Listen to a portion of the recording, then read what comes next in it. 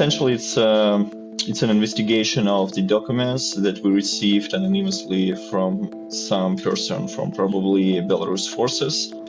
And those documents gathered a lot of information about people who were attacked, who received some traumas during protests in Belarus summer 2020.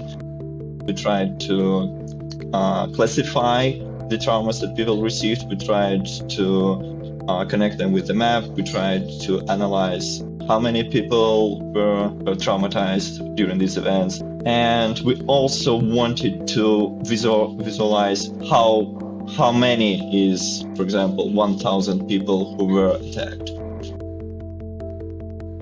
This is the most brutal protest that happened in Europe for many years. And even in Russia, while we have a lot of police brutality, we haven't seen such a violence during protests in probably never, maybe from the Soviet times. And what's more essential is that a lot of power was used by Belarusian authorities to hide this information.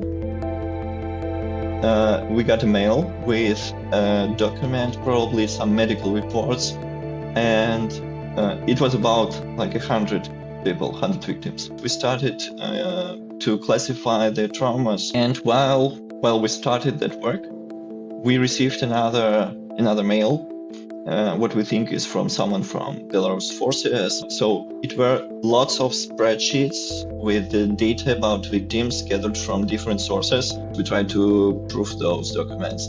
First of all, we compared those two batches, and we found all of our people from the first batch in the second. And it looked like the sources are different. Next, we had some connections in Minsk hospitals, and we sent them random pieces of those data asking, is it true? Were those people in your hospital? And I think all pieces that we sent them were confirmed. It's the most read piece that we made in a lot of time. And for our Belarusian editorial, it was the main read article in all of their existence. So definitely it gathered the audience. As for the impact, it's very hard to say because of the situation in Belarus.